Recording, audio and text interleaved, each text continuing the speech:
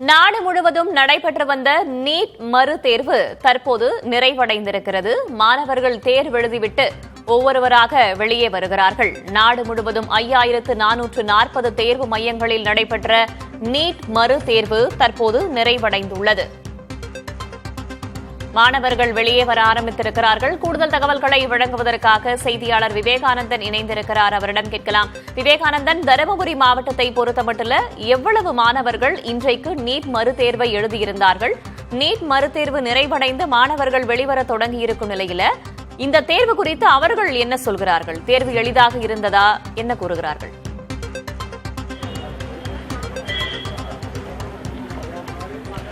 வேதவள்ளி, நாடு முழுவதும் நீட் மறுதேர்வு இன்று மதியம் 2 மணியிலிருந்து 5 மணி வரை நடைபெற்றது.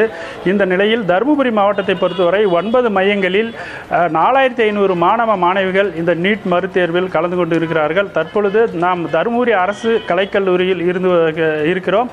நீட் தேர்வு முடிந்து தற்பொழுது மாணவ மாணவிகள் வெளியே வருகின்ற காட்சிகளை நாம் பார்க்கிறோம்.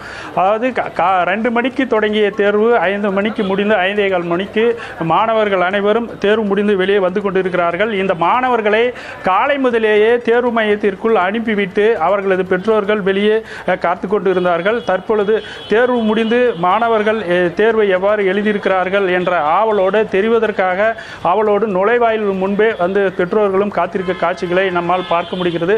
தற்பொழுது தேர்வு முடிந்து பெரும்பாலான மாணவர்கள் வெளியில் வர ஆரம்பித்து விட்டார்கள்.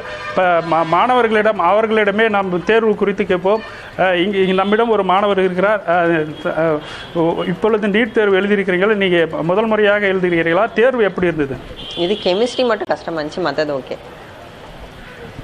இப்போ இன்னைக்கு எழுதின தேர்வு ஏற்கனவே எழுதியிருப்பீங்க. அந்த தேர்வு எப்படி இருந்தது? இப்போ எழுதியது இந்த தேர்வு எப்படி இருந்தது? எது ஈஸியாக இருந்தது? இது கொஞ்சம் பரவாயில்ல, இது ஈஸியாக தான் இருந்தது.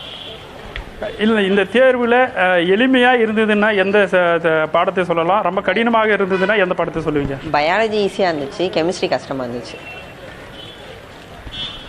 வேதவள்ளி, நாம் ஒரு மாணவரிடையே கேட்டதில் அவர் வேதியியல் பாடப்பிரிவில் கேட்ட கேள்விகள் கொஞ்சம் கடினமாக இருந்தது.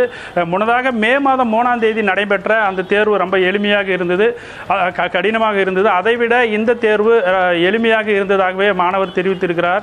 அதே போல் கணித பாடத்தில் இருந்து கேட்கப்பட்ட வினாக்கள் மிகவும் எளிமையாக இருந்ததாகவே இந்த மாணவர் தெரிவித்திருக்கிறார். வேதவள்ளி, நாடு முழுவதும் நடைபெற்று வந்த நீட் மறு தேர்வு தற்போது நிறைவடைந்திருக்கிறது. மாணவர்கள் வெளியே வர தொடங்கியிருக்கிறார்கள். தகவல்களுக்கு நன்றி விவேகானந்தன்.